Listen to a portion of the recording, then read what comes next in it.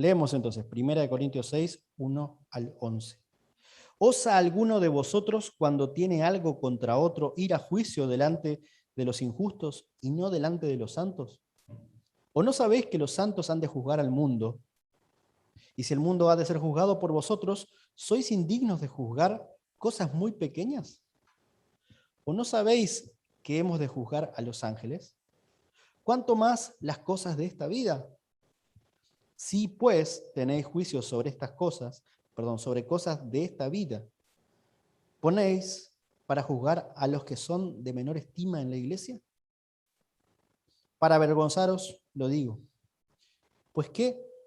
¿No hay entre vosotros sabio, ni aun uno que pueda juzgar entre sus hermanos, sino que el hermano con el hermano pleitea en juicio, y esto ante los incrédulos? Así que, por cierto, es ya una falta en vosotros que tengáis pleitos entre vosotros mismos. ¿Por qué no sufrís más bien el agravio? ¿Por qué no sufrís más bien el ser defraudados? Pero vosotros cometéis el agravio y defraudáis, y esto a los hermanos. ¿No sabéis que los injustos no heredan el reino de Dios? ¿No heredarán el reino de Dios? No erréis, ni los fornicarios, ni los idólatras, ni los adúlteros, ni los afeminados, ni los que se echan con varones, ni los ladrones, ni los avaros, ni los borrachos, ni los maldicientes, ni los estafadores heredarán el reino de Dios.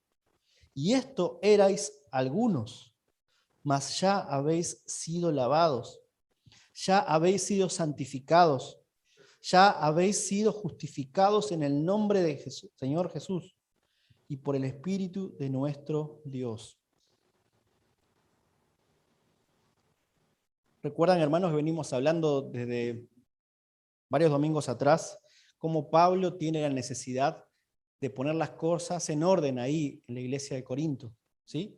Recuerdan que en los capítulos anteriores veíamos cómo el llamado era ser primero fieles administradores de la gracia de Dios, seguir el ejemplo de Pablo, tomar acción ante la injusticia dentro de la iglesia, en particular el caso ese tan duro que mencionaba en el capítulo 5, ese que termina llamándole perverso en el versículo 13. Pero ahora Pablo va a hablar de otra situación, de algo que parece ser, sí hacían, sí tomaban acción, a diferencia del capítulo anterior, pero lo hacían de una manera no correcta. ¿Se acuerdan que en el capítulo 5 hablábamos de una situación en la cual ellos no actuaban, eran permisivos, permitían que ciertas cosas sucedieran ahí? Bueno, ahora sí estaban actuando, pero no lo hacían de la manera correcta. Entonces Pablo va a aclararles de qué manera deben proceder en este caso. ¿Qué tipo de acción debe tomar? Es que la iglesia se rehusaba de alguna forma a manejar ciertos casos adentro y prefería mirar afuera para esto. Entonces la idea en esta mañana que quiero que conservemos, en este breve tiempo juntos que pasamos, es que el llamado de la iglesia de Dios es a recordar quién es y conservarse dentro de la justicia de Dios. Debemos guardar la iglesia de la injusticia que no agrada a Dios entonces. ¿Y de qué manera debe la iglesia guardarse o a qué injusticia hacemos referencia? Bueno, en esta mañana vamos a ver entonces 3 cosas que Pablo hace para recordarles o que Pablo realiza para llamar a la iglesia a actuar en función de la justicia de Dios. Y Pablo les va a recordar 3 cosas. Primero, que son un cuerpo, que son una iglesia. Segundo, que pertenecen al cuerpo de Cristo. Y tercero, que son santos. Entonces, detrás de estos 3 elementos, Pablo va a construir un caso que les va a llevar a ellos a reflexionar si lo que están haciendo lo están haciendo bien o mal, y va a poner en evidencia que hay cosas que necesitan ser corregidas cuanto antes. Primero, necesitan revisar que son iglesia, luego recordar que son un cuerpo, y finalmente recordar que son santos. Padre, gracias en esta mañana te damos por el tiempo que nos permites pasar juntos. Te ruego, Señor, que estés obrando en nuestra vida, en cada uno, Señor. Ayúdanos a pensar, Señor, en tu palabra, Señor. Ayúdanos a meditar en las cosas que tú nos llamas a ajustar y a cambiar, tal como lo hacías en Corinto. Te ruego que nos ayudes, Señor, a poder tener la actitud de escucha, Señor. Abre nuestro corazón como un día lo abriste el corazón de Lidia, Señor. Permite, Señor, que podamos pensar, Señor, seriamente en tus cosas. Y gracias te damos por todos los que estamos aquí, Señor. Por los que vamos a escuchar también o que van a escuchar después este mensaje, Señor. Te ruego, Padre, que no dejes que nada se interponga entre tu palabra, Señor, y tu pueblo, Padre.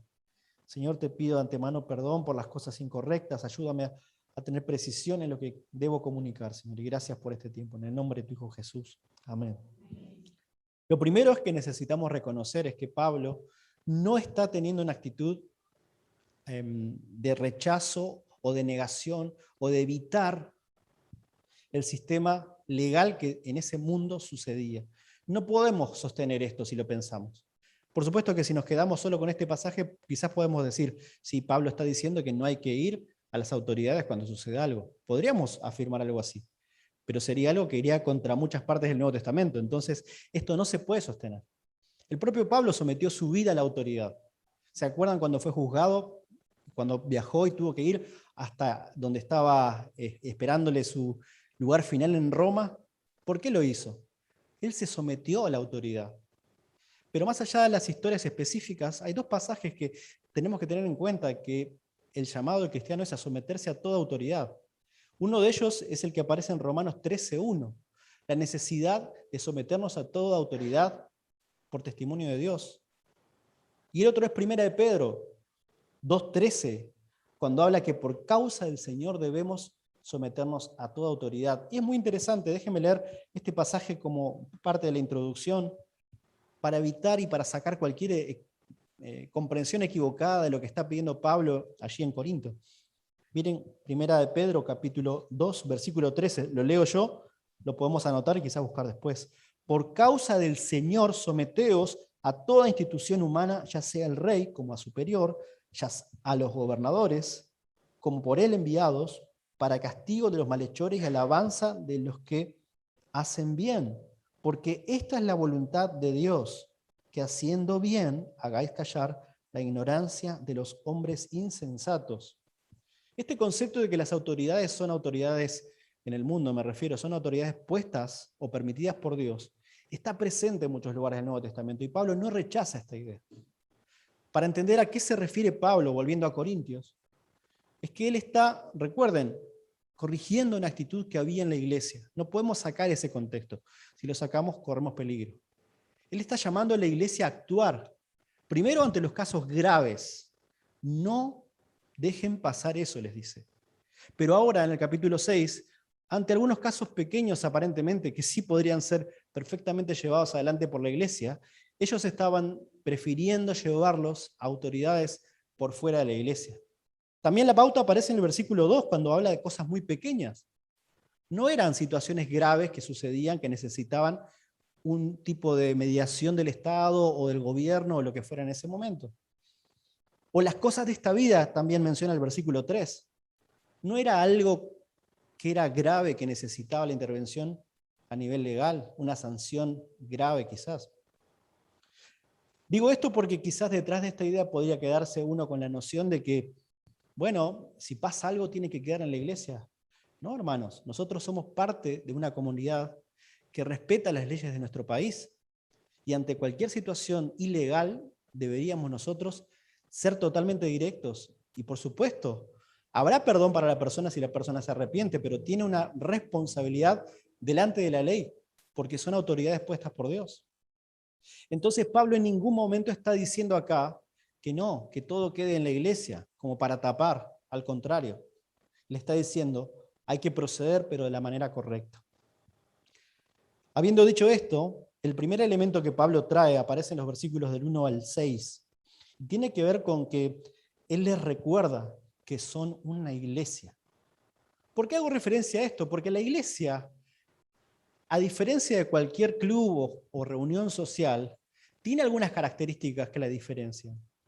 Por ejemplo, que no está constituida porque un día se pusieron de acuerdo y les gustó y punto. Sino que al contrario, Dios estableció la iglesia. Es interesante esto, hermanos. Usted se puso a pensar que hoy usted está acá, formando parte de la iglesia de la costa, porque un día Dios lo dispuso así en la eternidad. Esta combinación única, el Señor la eligió. Es como ese director técnico que elige para ciertos partidos, hablando un poco de Uruguay que está jugando en estos días, ¿no? El equipo, el mejor equipo que quiere poner. Bueno, el Señor ha puesto el mejor equipo y hoy nosotros somos parte de este momento de la historia de la Iglesia de la Costa. Y nosotros somos tan responsables por lo que sucede como los que antes de nosotros lo fueron por lo que ya pasó. Esta iglesia se sostiene por Jesucristo. ¿Recuerdan que el capítulo 3 Pablo había hablado de cómo el fundamento es Jesucristo? Los apóstoles ponen lo que sigue y después cada uno sobreedifica, o sea, edifica encima a partir de ese fundamento. Bueno, la iglesia se diferencia por eso. Y algo clave que va a hablar más adelante Pablo, anticipando un poco, es los dones. La iglesia tiene algo diferente de cualquier institución humana, es que es sostenida, construida y edificada por y a través de los dones que el Señor da. El uso correcto de los dones que el Señor le ha dado a cada uno de ustedes es el uso correcto de lo que el Señor da para su iglesia, para edificación. Si reconocemos a un hermano, una hermana que enseña, que ve, que se preocupa, que tiene ciertas características, es bueno decírselo. Es bueno también señalárselo a los líderes para que podamos juntos ver de qué manera esta persona puede servir mejor al cuerpo de Cristo usando los dones que el Señor le ha dado. Entonces, el hecho de que Pablo primero les dice esta situación con esta palabra al inicio, osa, en otras versiones se atreve, no sé cómo dice la NTV, en este momento no lo tengo presente, ¿cómo es la primera palabra? ¿Alguien la tiene por ahí? Bueno, no hay problema, después lo podemos buscar, pero no creo que sea osa. ¿Cuándo? Arranca cuándo. Bien. Es que Pablo de alguna forma muestra una actitud de sorpresa ante esto. ¿Cómo es posible? Sin ánimo de ir mucho más lejos del texto, ¿no? ¿Se atreve alguno de ustedes cuando tiene algo contra otro y continúa hablando? Es que la justicia que ellos querían, no la querían como el Señor la da. Una de las principales razones por las cuales alguien quisiera ir a buscar justicia fuera de la iglesia en esos tiempos era porque la justicia de esos tiempos era más benevolente, fallaba a favor de la gente que tenía mayor poder adquisitivo, de los que tenían más influencia. Entonces, con facilidad, si alguno de nosotros acá tiene más influencia que otro, en lugar de arreglarlo bíblicamente, sabiendo que está en falta, podría buscar a alguien afuera para encontrar su juicio a favor.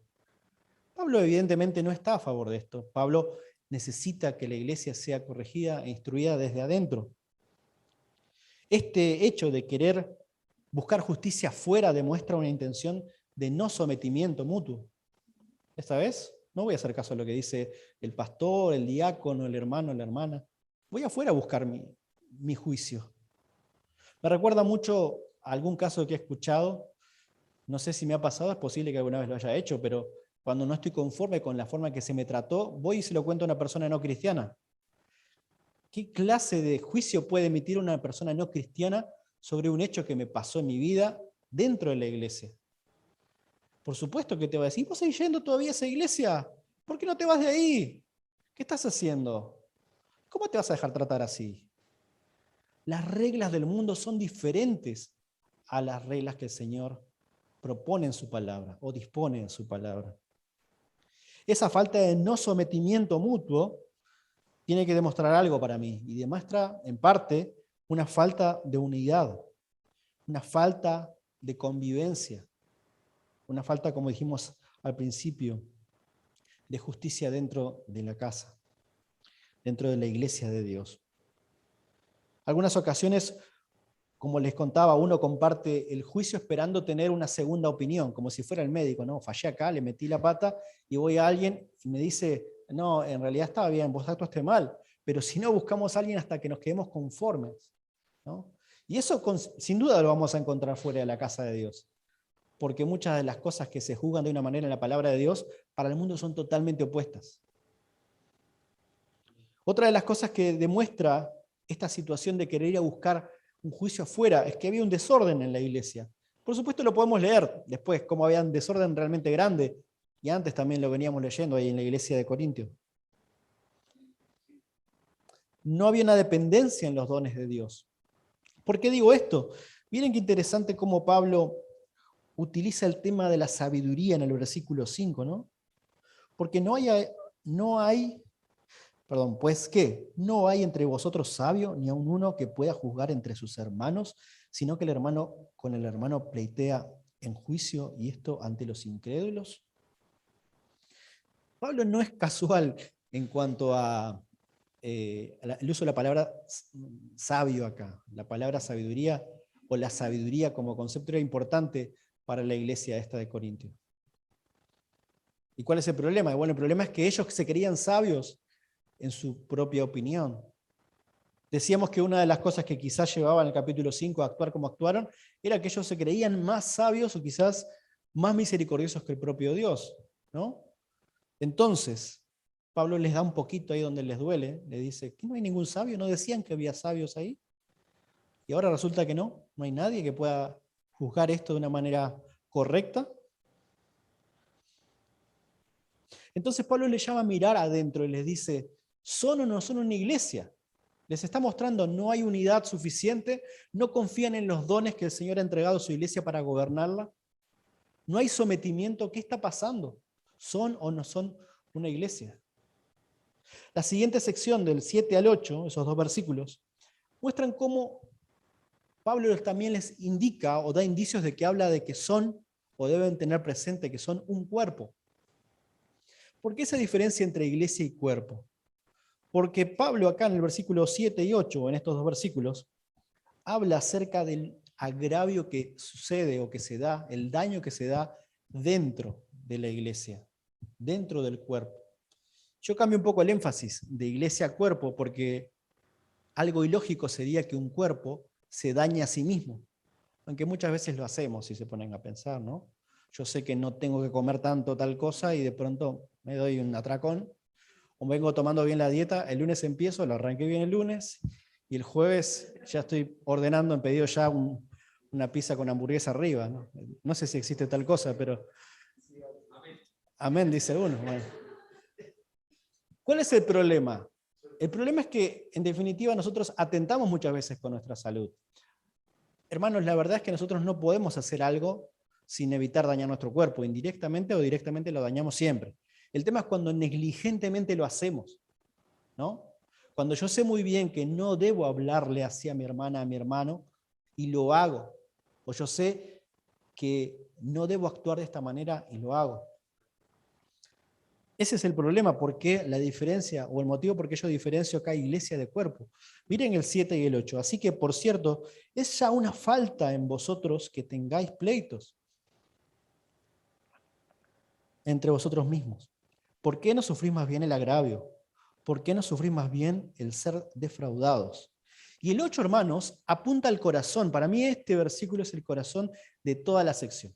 El 8 dice, pero vosotros cometéis el agravio y defraudáis, y esto a los hermanos.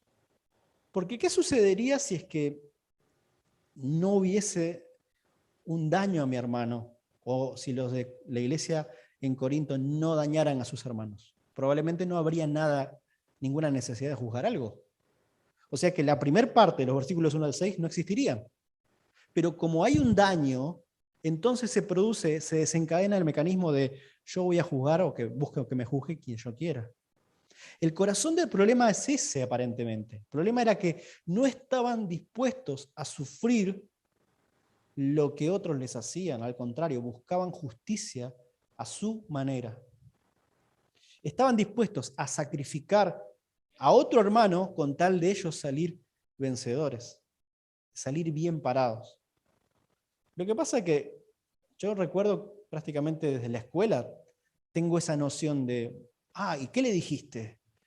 ¿Y le pegaste? O sea, es como que te enseñan, te inyectan que cuando te dan vos también tenés que dar, que cuando vos haces, y no estoy hablando de dar y recibir, estoy hablando del otro, del claro, la versión opuesta de pon la otra mejilla. Pero acá Pablo claramente apunta al otro sentido, al sentido de por qué en lugar de seguir escalando el problema, no están dispuestos a sufrir. Y esta consecuencia, o esta condición, mejor dicho, que Pablo plantea acá, no es nueva. Aunque Pablo muchos años después se lo va a decir a Timoteo, recuerdan 2 Timoteo 2:1, sufre pues penalidades como buen soldado de Jesucristo. ¿Por qué esa imagen que Pablo utiliza con Timoteo? Porque el soldado, y acá seguramente más de un hermano me pueda corregir si me equivoco, tiene que hacer caso a su autoridad, le cueste la vida o no. Por supuesto, en toda organización la autoridad va a velar por el propio cuerpo, que haya una integridad, un cuidado. Entonces ahí está la confianza. Mi padre siempre pone el ejemplo de, bueno, ¿qué es lo que hace un niño cuando está en un muro sentadito y el padre, el papá le dice, tirate, vení? El niño se tira sin miedo. ¿Por qué? Porque confía, sin quizás entenderlo completamente, que el padre guarda la integridad de su cuerpo. Es lo mismo que Pablo pide a la iglesia. ¿Por qué no están dispuestos a sufrir el agravio? ¿Por qué tienen que seguir disputando y queriendo llegar más allá? Entonces, la primera parte veíamos cómo Pablo les recuerda que son una iglesia construida y que debe estar basada en los dones, en el crecimiento que ha dado Dios. En esta parte hace un enfoque, para mí, es un poco más orientado hacia la necesidad de cuidarse y de sufrir, aún a pesar de que otro me dañe. En ese sentido, veo algo vinculado al cuerpo, al hecho de cuidar mutuamente a mi hermano, como si se tratase de mí mismo. En la parte final, versículos 9 en adelante, Pablo les va a recordar no solo que son iglesia, que son cuerpos, sino que también son hechos justos. Yo creo que este punto o esta sección del versículo 9 al 11 es central.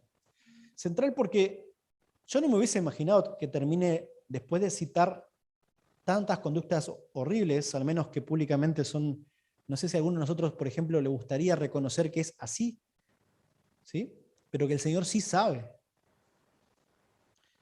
No me hubiese imaginado que después de una lista de este tipo termine diciendo Pablo lo que dice en el último versículo. Pero no me sorprende del Señor, porque de eso se trata la gracia de Dios. Se trata de que de lo vil y despreciable, como dijo antes en la misma carta, escogió lo mejor. Escogió para hacerlo mejor. Lo transformó. Es muy interesante cómo el versículo 8 y el 9 están vinculados por una palabra que en la versión 60 no se ve muy bien, no se aprecia con claridad, que es la palabra justos e injustos, o la palabra injusticia. En particular, cuando arranca el 9 dice, ¿no sabéis que los injustos no heredarán el reino de Dios? Esa palabra injustos, quiero que escuchen la versión NTV, cómo la va a plantear. ¿Está? No sé si alguien tiene la NTV por ahí para leerla. Sí, por favor, el versículo 8 y luego el 9. En cambio, son ustedes mismos los que hacen lo malo y estafan aún a sus propios hermanos en Cristo. ¿No se dan cuenta de que los que hacen lo malo no heredarán el reino de Dios? No se engañen a sí mismos.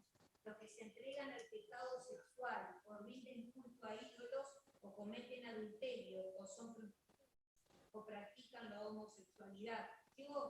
Hasta el 9 está bien, gracias. Mi énfasis, o al menos quería apuntar, hermanos, a que se den cuenta cómo el 8 en la NTV pone con un poquito más claridad cuando habla de los injustos. Ahí dice que los que hacen lo malo. Y en el versículo 9, cuando comienza, en esta otra versión también, señala los que hacen lo malo. ¿Sí? Lo que está haciendo Pablo, y ustedes si lo ven quizás en el idioma original, en el griego, lo va a entender. Por lo general no me gusta citar esto, pero en este caso es muy lindo, como Pablo usa, haciendo un juego de palabras, les dice indirectamente a la iglesia que están haciendo lo malo. Se están comparando a la gente del mundo que busca su justicia por su forma. Ustedes están haciendo lo malo. Entonces le dice Pablo y les recuerda, ¿qué no se dan cuenta que los que hacen lo malo no van a heredar el reino de Dios? Se están poniendo en el lugar de aquellos que antes eran. Y entonces Pablo saca una carta que si usted me pregunta, y la leo rápidamente, o alguien me cuenta que lo está haciendo, Esto inmediatamente me recuerda a esa frase que es el diablo el que te saca lo malo o te recuerda lo malo que eras para provocarte algo mal. ¿Sí? No sé si han escuchado esa frase, ¿no? Que el diablo te recuerda lo malo que sos. Yo estuve buscando en la Biblia y es cierto que Apocalipsis en particular habla, por ejemplo, del juicio del diablo, de Satanás, de cómo es un ser que está constantemente acusando, pero no tengo evidencia clara, al menos en este punto, y seguramente pueda corregirme en los próximos días, de que el diablo esté constantemente recordándonos el pasado. No sé hasta qué punto esto va así. Me gustaría, quizá me estoy equivocando. Claro, pero digo, evidencia bíblica de esto, no sé hasta qué punto es así. Sin duda, sabemos, porque propio Pablo recordaba muchas veces, que hay artimañas, hay como cosas que hace el diablo contra el pueblo de Dios. ¿Sí? Ahora, que todo el tiempo te esté recordando el pasado, eso lo pongo en duda en este momento. ¿Sí? Probablemente la semana que viene me desdiga o no, después les digo. Lo cierto es esto, que muchas veces, cuando alguien nos recuerda el pasado, puede tener un efecto devastador. ¿Sí? Pero mirá quién eras, te las venís dando de cristianito, vos que hacías esto y aquello. La clásica, a mí me pasaba por vos. O peor, uno mismo en la mente jugar. A veces uno está durmiendo, el cuarto está quietito, silencioso, pero la mente está trabajando a 1000 por hora y uno recuerda cosas y trae cosas y todo. Eso sería digno del enemigo prácticamente, ¿no? El que nos quiere hacer callar.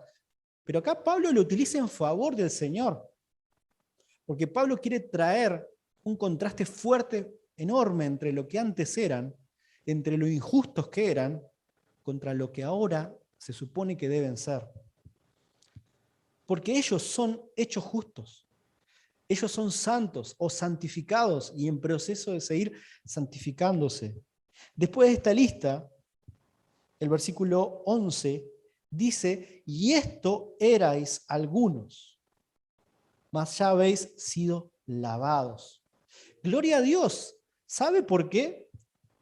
Porque mirar un pasaje como este me da confianza de que si el Señor pudo con gente que tenía estas características, aún puede conmigo, sin importar la situación en que estoy hoy. Lo único que pide el Señor, como dice acá el pasaje entero, es buscar hacer la justicia de Dios, no mi justicia. Y esto erais algunos, más, empieza a decir acá, ¿qué cosa? Ya habéis sido lavados, ya habéis sido santificados, ya habéis sido justificados en el nombre del Señor Jesús y por el Espíritu de nuestro Dios. Amén. Pero esto no es para todos. Esto no es para todos. Acá Pablo le está hablando a una iglesia, porque se supone que en la iglesia de Dios es un grupo de hermanos o personas que han creído y confesado que Jesucristo es el único Señor y Salvador, que no hay otro nombre fuera de Él, que solamente y gracias a Él uno puede llegar a Dios. Y que después de haber hecho esa confesión o al hacer esa confesión, se han arrepentido de sus pecados. El arrepentimiento, mis hermanos, es la clave a la que apunta Pablo acá. ¿Se han arrepentido verdaderamente? Miren, ustedes son hechos justos, han sido santificados. ¿Y por qué están cayendo en el mismo juego de aquellos que no son justos? De aquellos que hacen lo malo. Reaccionen, les dice Pablo.